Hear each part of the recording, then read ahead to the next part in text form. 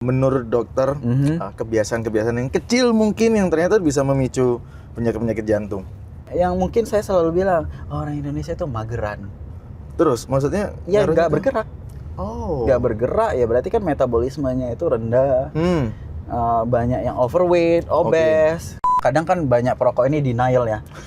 Kakek gua ngerokok sampai 100 tahun hidup-hidup aja. Tapi memang itu balik lagi. Ya mungkin gennya bagus, tidak ada faktor resiko keluarga dan segala macam yang bisa membuat gennya mutasi dan dia sakit jantung misalnya gitu. Iya. Ya ada juga yang merokok umur 35 tahun serangan jantung. Kalau kurus, rajin olahraga, tapi jantungnya bermasalah, mungkin juga? Mungkin juga.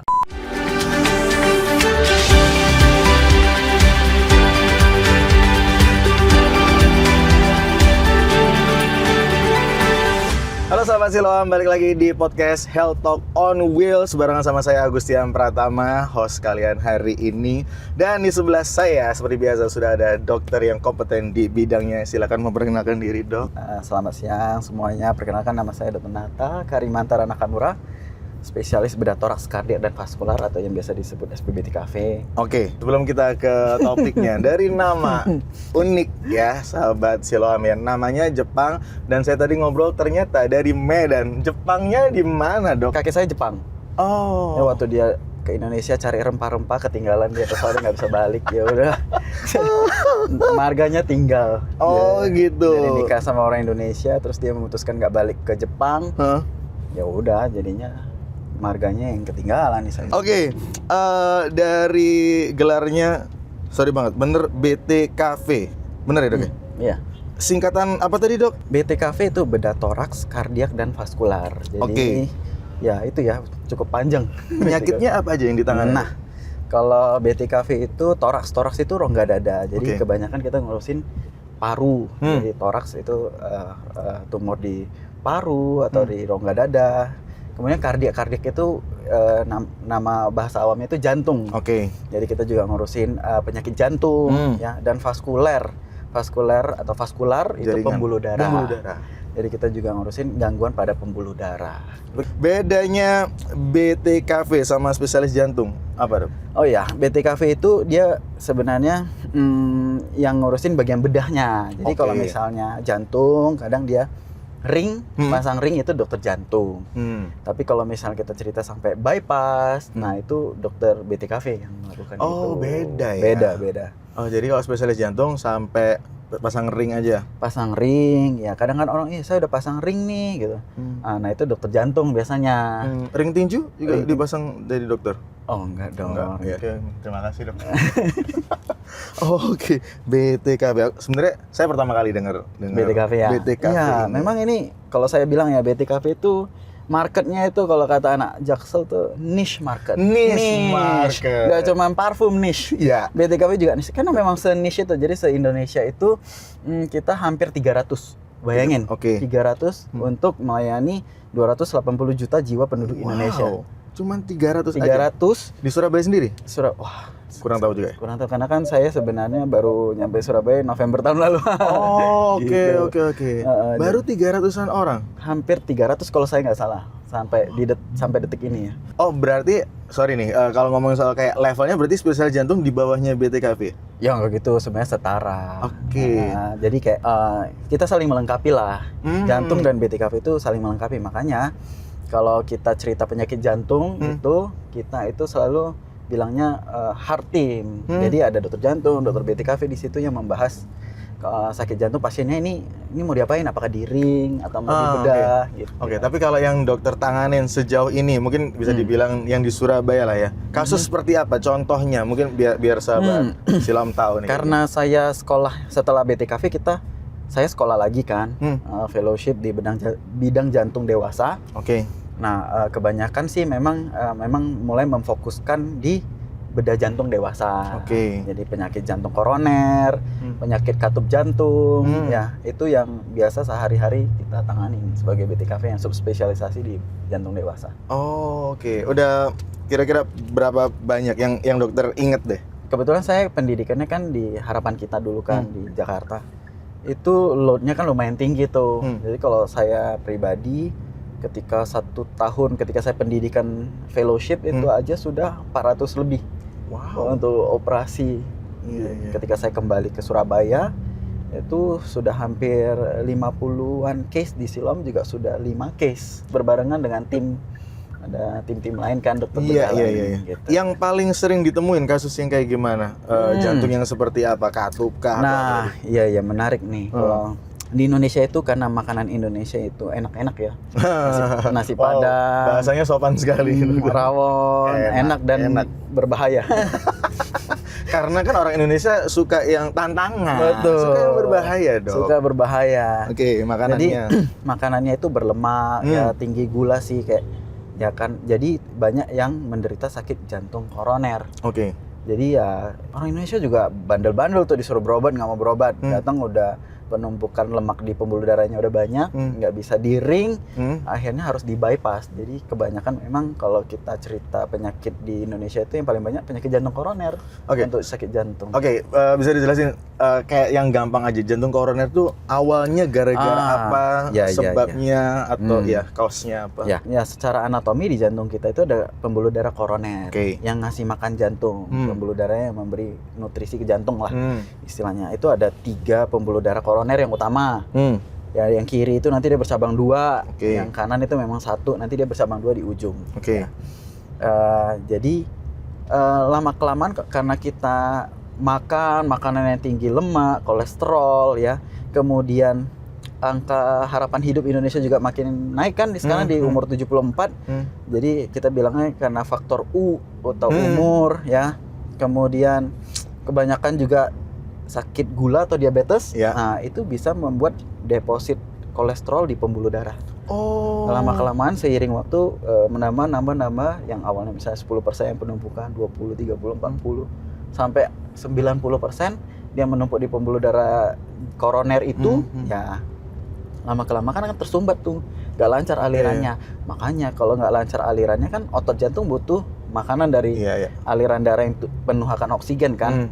Nah, oksigen nggak nyampe tuh ke otot jantungnya, makanya keluhannya itu nyeri dada lah, atau sesek lah karena jantungnya nggak mau memompa dengan baik gitu. Oh, berarti dari awalnya bisa diabetes juga bisa dong? Itu salah satu penyumbang besar. Terus orang Indonesia juga lebih baik dia nggak makan, lebih baik dia nggak makan tapi merokok. Ya merokok. Nah, itu juga salah satu penyumbang terbesar penyakit jantung koroner. Apalagi ngerokok, minum kopinya manis banget. Iya benar, mantap. Combo.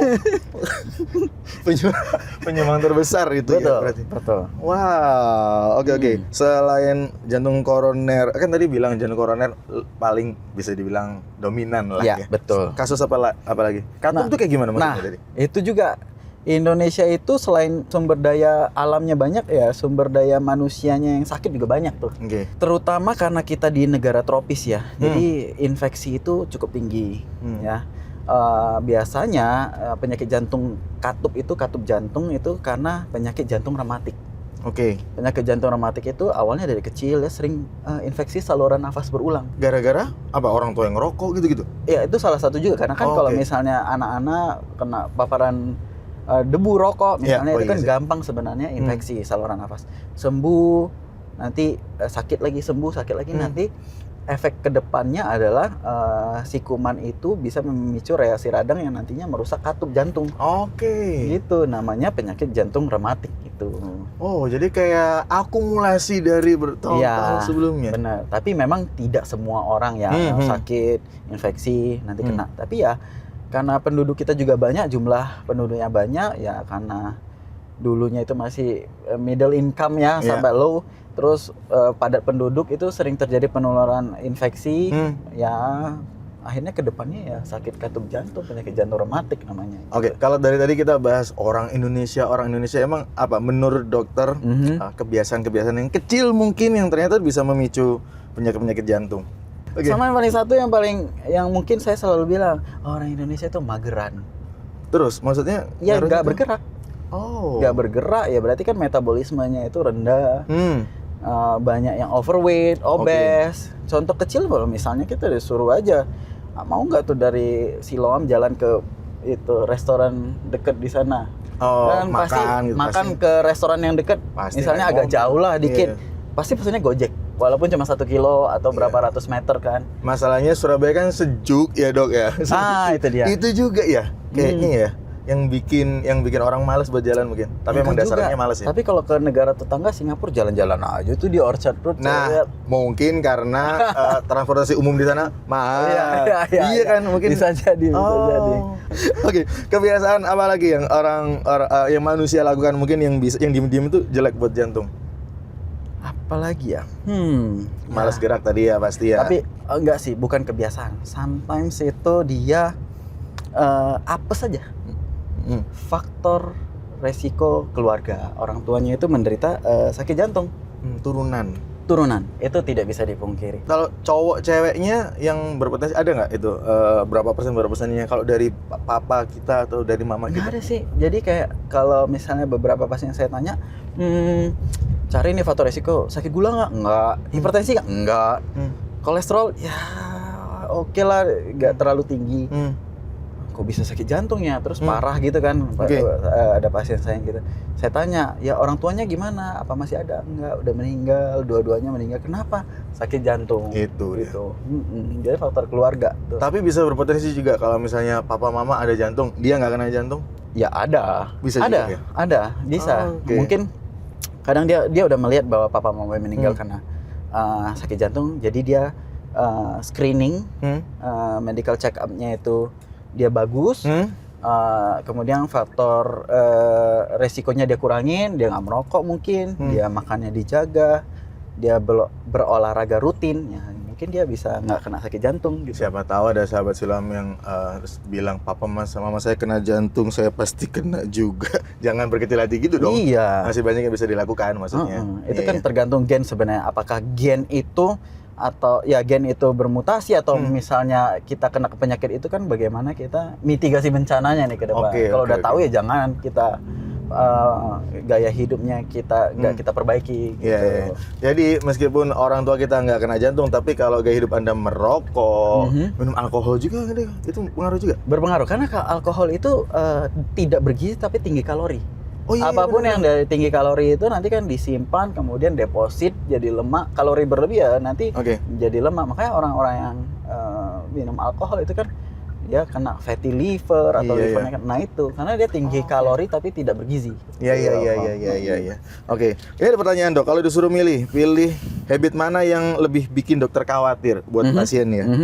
Yang berarti yang paling beresiko bikin penyakit jantung lah. Merokok, kurang tidur, stres terus-terusan, atau pola makan berantakan, atau sedentary lifestyle yang malas gerak gitu. Kayaknya nggak ada juara satunya kalau bisa. Semuanya. Kalau saya bisa milih mungkin sedentary lifestyle sama merokok gitu.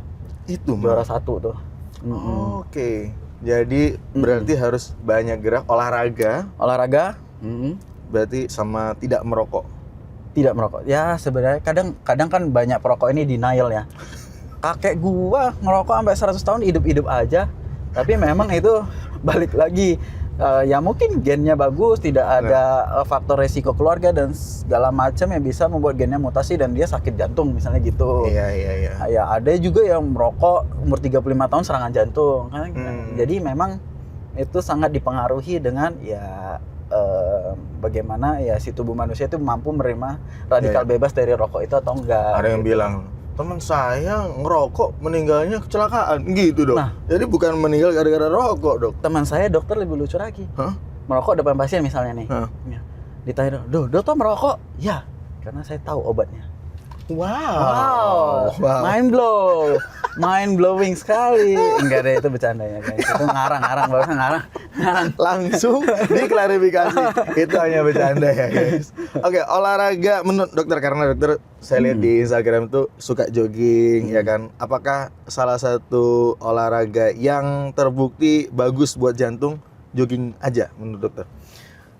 Ya, kalau kita cerita olahraga terbaik itu biasanya memang yang bersifat aerobik, walaupun katanya kalau kita tua itu kita butuh masa otot, berarti kan harus yang melatih otot tuh, resistance. Tapi saya memilih olahraga yang lebih aerobik bukan senam aerobik itu ya. Zumba enggak itu? Zumba bukan ya? Zumba itu aerobik tuh. Aerobik. Oh iya, aerobik karena heart rate-nya naik kan. Beda dengan misalnya kita angkat beban. Ya itu lebih ke anaerob. Oke. Nah, kita bicara anaerob tidak pakai oksigen sih, tapi lebih banyak tanpa oksigen. Jadi ototnya yang dilatih. Penumpukan kita bilangnya asam laktat di otot supaya ototnya besar kan. Nah, tapi kalau misalnya lari, berenang, sepeda, Zumba tadi itu olahraga yang bersifat aerob sehingga meningkatkan metabolic rate biasanya. Jadi untuk kesehatan jantung karena jantungnya dilatih terus, jadi biasanya pun pompaan jantungnya lebih baik, lebih kuat gitu ya. Kemudian ya biasanya berat badan orang yang lari. Kalau orang yang lari itu biasanya cenderung kan kurus. Jadi harapan saya kalau misalnya lari itu berat badan lebih bisa dijaga tuh. Oke. Kalau dokter bilang tadi kalau lari itu kurus, berarti bisa nggak orang yang sakit jantung tuh dilihat dari luar? Dokter bisa nggak lihat orang gitu kayak ini jantung orang ini nih? Nggak bisa. Nggak bisa. Nggak ada tanda-tanda sama sekali. Nggak ada. Sorry, kalau saya ya. Kalau diabetes bener nggak sih ada hitam-hitam? Iya benar. Jantung nggak ada. Jantung itu ya kita bisa lihat paling kalau misalnya dia udah berat banget ya, kakinya bengkak, kemudian dia nggak bisa jalan ngos-ngosan, mungkin saya bisa lihat ini sakit jantung. Tapi itu juga bisa mungkin aja sakit ginjal gitu. Tapi kalau orang gendut juga belum tentu dia kena jantung. Iya, belum tentu. Ada tuh orang yang misalnya obes berapa 100 kilo, hidup aja sampai umur matinya karena sakit kanker. Wow. Kalau kurus, rajin olahraga, tapi jantungnya bermasalah, mungkin juga. Mungkin juga. Lah itu tapi bukan koroner sih ya. Kita sebut aja Christian Eriksen. Oke. Yang pas lupa saya waktu Piala Dunia atau Euro. Iya. Dia kolaps tapi memang gangguan aritmia. Oke. Aritmia. Tapi salah satu pasien saya itu yang saya cerita dia tuh guru ya di Papua, sehat kemana-mana naik sepeda karena kan dia ngajar kan di sana transportasi umum mungkin terbatasnya sepeda sehat, tidak ada DM atau diabetes mellitus atau sakit gula, tidak ada hipertensi atau tekanan darah tinggi. Kemudian kolesterolnya oke lah, gak terlalu tinggi sekali, nggak sampai 200-300. Untuk LDL-nya ya masih di bawah 100. Tapi faktor risiko keluarga yang saya bilang, ayah ibunya meninggal itu karena sakit jantung. Oh jadi bisa gitu ya, orang kurus nggak ada sakit apa-apa, rajin olahraga, kalau orang tuanya tiba-tiba ada dari faktor orang tua, kena juga bisa? Iya itu satu, jadi saya itu umurnya 39. Oke. Mudah banget kan, 39 tahun dia udah penyumbatannya di 3 pembuluh darah. Wow. 3, jadi harus bypass. Itu salah satu yang cukup challenging waktu saya operasi pasien tersebut gitu, 39 tahun gitu. Iya. Tadi yang dokter bilang tadi yang atlet yang meninggal Christian Aguilera. Christina Aguilera. Itu kan waktu olahraga. Banyak juga teman-teman saya ada kasus juga di padel meninggal kayak gitu-gitu. Mungkin ada beberapa yang waktu olahraga dia ada sakit jantung koronernya. Ketika dia terlalu seru tuh olahraga, entah main padel, lari, kemudian serangan ya bisa aja meninggal. Tapi biasanya kalau olahraga itu lain sih, kebanyakan kalau misalnya kita lihat kolaps waktu olahraga itu memang mungkin dia sudah punya gangguan irama jantung. Riwayat cuman mungkin dia tidak rutin cek, kadang juga sulit gitu. Memang ya gangguan irama jantung aja. Kalau misalnya nih ada nggak kasus yang dokter mungkin takutnya nih, ada sahabat Siloam di sini suka olahraga jadi was-was gitu, takutnya waktu olahraga tiba-tiba kolaps, apa yang harus dilakukan dulu? Apa nih tanda-tandanya harus stop dulu deh olahraganya? Ya benar.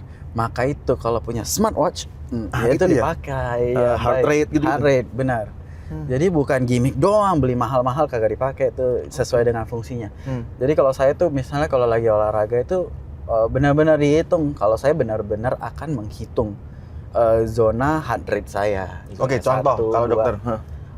Tapi setiap orang beda ya gitu. Kalau misalnya saya itu kita cerita kalau saya ya, zona 3 itu di 146 up sampai 150-an. Oke. Nah, kalau emang saya mau latihan di zona 3 ya saya akan stay di situ gitu. Atau zona 4 saya di atas 160 ya 160 ya misalnya kita mau latihan zona 4 ya udah kita stay di situ gitu. Oke.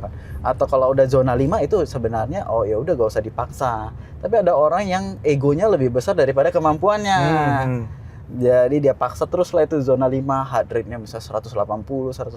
Nah, itu yang sebenarnya mungkin berbahaya. Oke. Saya nggak ngerti sebenarnya. Cara nentuin zona 1, 2, 3, 4 dari mana? Oh, itu bisa. Jadi kalau misalnya kita searching aja sebenarnya yang simple ya.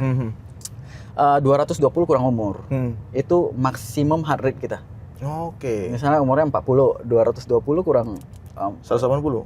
Iya, segitu. Oke. Ya sudah, kalau emang udah mau mendekatin maksimal ya udah stop, jangan dipaksa. Kadang kan ada yang mungkin terlalu excited atau terlalu maksa atau FOMO. Ikut teman saya larinya kencang ya, FOMO, pelari FOMO. Biasanya karena ikut olahraganya FOMO, misalnya padel. Betul. Mungkin ya, terus lihat orang posting kalori yang dibakar. Betul. Dia lihat jam, kok masih 500, tambah lagi, nggak lihat heart rate, malah lihat kalori yang dibakar. Benar, itu yang kadang kalap ya, yang tidak terukur. Karena kan sesuatu yang dipaksakan pasti nggak bagus lah, gitu. Kalau emang udah diberi sinyal oleh tubuh kita udah ngos-ngosan, ya udah stop aja, gitu. Itu yang harus diperhatiin juga ya, sahabat Siloam. Jadi harus tahu batasnya kita. Betul sekali. Seberapa itu. Terus sekarang musim juga padel sampai atau olahraga apapun sampai tengah malam lah. Bahkan tempat fitness ada yang buka 24 jam. Gitu kan. Itu bagus nggak sih, Dok? Maksudnya kayak olahraga itu bisa kapan pun kah atau better kayak gimana? Sebenarnya sih bagaimana kita itu menilai batas kita. Tuh makanya harus ada porsinya. Karena kan sebenarnya tubuh kita itu secara apa ya? Secara dikasih Tuhannya itu sebenarnya ada alarm-alarmnya kan. Ada batas-batasnya. Istirahat itu cukup misalnya 8 jam. Kemudian bekerja ya 8 jam gitu. Kita harus tahu batasan-batasan tubuh kita sendiri sebenarnya. Tapi ya kalau malam emang waktunya istirahat, sebenarnya istirahat. Kenapa nggak diubah aja olahraganya itu mulai jam 5 pagi gitu. Ya nggak? Mungkin setelah beribadah pagi olahraga. Olahraga itu nggak harus loh setiap hari dihajar 2-3 jam. Yang penting berkualitas. Kualitasnya dari mana ya saya bilang? Ya kan kita udah punya gadget, udah punya smartwatch, ya kita bisa menilai dari situ kan. Targetnya itu apa gitu. Nggak setiap misalnya lari nih, kita cerita lari. Nggak setiap lari itu kita pokoknya gue setiap hari 10 kilo atau setiap hari gue harus half marathon, nggak seperti itu. Ya cukup 5-7 kilo, tapi bagaimana kita konsisten. Percuma misalnya dia main padel jam 8 malam sampai jam 2 pagi, dan besoknya dia tidur seminggu. Tidur seminggu ada infusnya lagi. Itu opname, Dok ya? Iya. Menurut saya sih bagaimana kita konsisten, bukan berapa lama kita olahraga, tapi berapa konsisten kita olahraga. Saya sebenarnya ngomongin sulit, konsisten tadi dari awal dengar dokter half marathon 21 kilo. 21 kilo. Itu ngapain gitu, Dok? Nggak bosan, Dok? Kurang kerjaan ya. Berapa jam, Dok? Saya bisa under 2 hours. Wow. Iya. Ya. Itu emang suka atau emang kayak bentuk saya dokter BTKV nih? Enggak sih, karena menurut saya untuk kita bisa meyakinkan, mengedukasi pasien, menurut saya kita harus memberikan contoh yang baik. Nah itu tuh. Gitu. Iya. Ya itu salah satu bentuk bagaimana saya bisa meyakinkan pasien saya. Ya dari ternyata saya juga menjalani hidup yang seoptimal mungkin sehat gitu. Walaupun kadang juga larinya bolong-bolong, pulangnya misalnya sama cerita misalnya begadang nih, pulang operasi jam 2 pagi begadang juga kan. Ya sama aja, tapi kan ya bagaimana kita ya udah hari ini begadang kan pasti ada waktu istirahatnya. Kalau istirahatnya cukup ya besoknya saya lari, berolahraga. Gitu. Berarti sebenarnya aktivitas malam hari pun sebenarnya nggak apa-apa, cuman harus tahu. Betul. Ya kalau misalnya saya begadang ya jangan dipaksain misalnya lari besoknya. Iya. Kayak gitu. Dokter operasi sampai jam 2 pagi jogging, jangan ya, Dok ya? Ya menurut saya sih nggak optimal juga, target olahraga kita nggak tercapai. tubuhnya juga kurang istirahat kan. Jadi ngapain gitu. Jadi kita olahraga bukan untuk tidak ada manfaat sehatnya, malah nambah-nambah sakit doang, karena kan harusnya mendingan istirahat dulu. Iya. Gitu. Emang dari tadi kita ngomongnya soal sakit jantung, tapi saya pernah dengar juga katanya gigi berlubang sama sakit tenggorokan bisa berujung ke penyakit jantung. Iya benar. Ya, bisa? Ya itu yang sakit tenggorokan tadi saya bilang infeksi saluran nafas berulang. Iya. Kalau gigi berlubang itu memang kumannya itu kadang bisa menyebar. Karena kan ini gigi di rahang. Sebenarnya bukan ke jantung saja, bisa ke rongga dada, atau ya kumannya itu dia itu juga bisa menyerang di katup jantungnya. Gitu. Bahkan harus operasi ya, Dok? Iya, kalau misalnya kakupnya kaku atau katupnya bocor, itu ya harus dioperasi. Terus bener nggak sih, Dok, yang jantungnya kayak dihentikan terus dikeluarkan, yang pump pump itu bener kayak gitu? Jadi memang istilah kita bilang pump itu sebenarnya mesin pintas jantung paru atau heart lung machine kita bilangnya. Ya, untuk kalau zaman dulu kita operasi jantung, kita harus sambungnya si jantung ke mesin. Karena kan jantung itu terus berdenyut. Gimana caranya kita operasi jantung yang terus berdenyut kan? Harus dihentiin dulu jantungnya, disambung ke mesin. Nanti mesinnya mengambil alih fungsi jantung dan paru itu tadi, sehingga tetap sirkulasi di tubuh kita tetap berjalan. Nah, baru kita operasi di situ. Dok, jujur saya nggak pernah, ya amit-amit nggak pernah ngerasain sakit jantung saya sakit atau nyerinya tuh di mana sih, Dok? Sakitnya apa tanda-tandanya awal kita harus ke dokter apa gitu deh? Kadang dia mulai nih sakit nyeri dada di sini, dada kiri terutama. Kemudian menyebar kadang ke rahang, kemudian menyebar ke tangan kiri. Atau sakitnya sampai ke rahang gitu? Bisa menyebar, dia kok sakit banget gitu sampai tuh tembus ke punggung belakang. Nah itu juga salah satu ciri-ciri sakit jantung koroner. Atau dia mulai sesek, atau mungkin kakinya mulai bengkak. Nah itu udah tanda-tanda gagal jantung gitu bilangnya. Gitu. Iya. Terus kalau tadi sempat kita bahas soal bypass, kapan seorang pasien ini butuh bypass? Kapan dibutuhkan kondisinya bypass? Kayak gimana kayak gitu? Menentukan pasien butuh di bypass atau tidak itu, kadang kita harus ngobrol nih sama dokter jantungnya, karena dokter jantung itu memang teman sejawat paling dekat kita lah untuk menentukan nih, ini pasiennya bagusnya diapain nih gitu ya. Biasanya nih kita lihat sumbatan pembuluh darahnya itu berapa banyak. Kalau tiga-tiganya tersumbat, kita bilangnya trivessel disease atau multivessel disease. Itu udah salah satu indikasi untuk kita lakukan bypass. Atau mungkin sumbatannya di pembuluh darah yang kiri, tapi yang utama left main ya, itu mungkin salah satu indikasi juga untuk bypass. Atau ya dia ada sakit diabetes dan kita bilangnya juga multivessel disease, trivessel disease, itu juga salah satu indikasi untuk di bypass. Karena sakit gula itu memang menyulitkan. Kalau misalnya kita pasang ring, nanti setahun lagi balik lagi, menyumbat lagi gitu. Jadi memang rekomendasi terbaik kalau orang sakit gula, kemudian ada sakit jantung koroner dengan sumbatan lebih dari 3 ya, lebih multivessel atau trivessel, ya itu kita indikasi untuk dilakukan bypass. Kalau dari tadi kayak kalau aku dengar operasi kayak serem banget belah dada. Ada metode lain nggak? Ya. Metode lainnya itu biasa kita sebut minimal invasive cardiac surgery. Ya, itu yang lebih menantang. Tadi kita cerita off pump kan, berdenyut. Ini berdenyut tapi di tengah misalnya nih. Sayatannya 20 cm misalnya. Kalau yang ini kita 8 sampai 10 cm. Lebih kecil. Lebih kecil. Tapi yang bukan besar sayatannya. Tapi ya kita tidak memotong tulang dadanya. Hanya dari sela iga.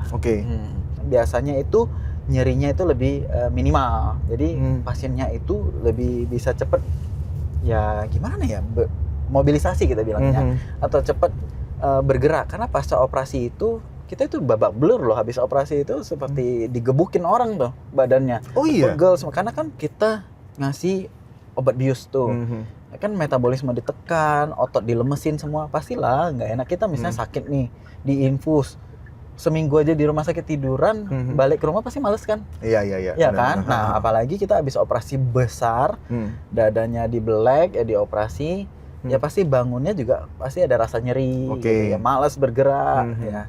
Nah, harapannya dengan minimal invasive cardiac surgery ini, sayatannya kecil, tidak memotong tulang dada, ya pasiennya itu lebih cepat untuk recovery-nya, bener. Jadi harapannya pada orang-orang yang memang butuh mobilisasi cepat, kembali bekerja cepat, ya itu bisa menjadi salah satu opsi juga. Oh, oke. Jadi sayatan lebih kecil. Betul. Dan resiko iritasinya lebih sedikit atau gimana? Bener nggak? Resiko infeksinya juga lebih kecil, karena kan misalnya kita potong tulang dada, jadi kalau tulang dada itu memang pasti nyeri, sakit ya. Terus kadang dia takut batuk. Oke. Nah, karena kan kalau batuk kan kita ada tekanan kan, jadi itu nyeri. Sedangkan pasca operasi itu pasti banyak lendir di sini. Karena kan pakai saluran nafas. Oke. Nah, terus paru-paru kita kan selalu banyak lendir. Dia takut untuk batuk, resiko untuk misalnya infeksi, karena lendir itu kan tempat tumbuh kuman ya. Jadi karena dia takut batuk nggak bisa ngeluarin lendirnya. Risiko infeksinya lebih tinggi, risiko pneumonia lebih tinggi. Tapi kalau misalnya dia tidak terlalu nyeri kan dia masih bisa batuk. Terus dia bisa bergerak lebih cepat, mobilisasinya lebih cepat. Langsung padel, udah dong. Wah, itu cari mati juga dia kalau habis itu langsung padel. Iya. Tapi semua operasi bypass jantung bisa pakai apa nyebutnya mix? Ya. Oke. Memang tidak semua operasi jantung itu bisa kita lakukan minimal invasif. Oke.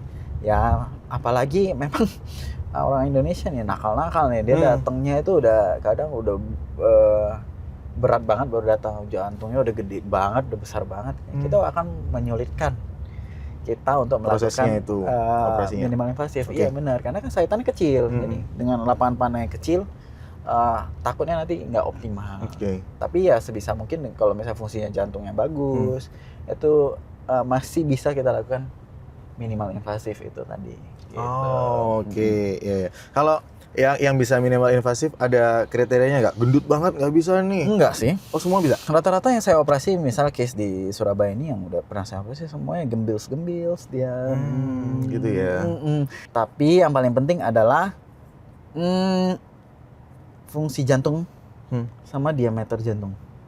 Oke. Sama yang penting dia itu bukan perokok yang dimana sakit paru ya. Karena kalau operasi minimal invasif ini unik juga.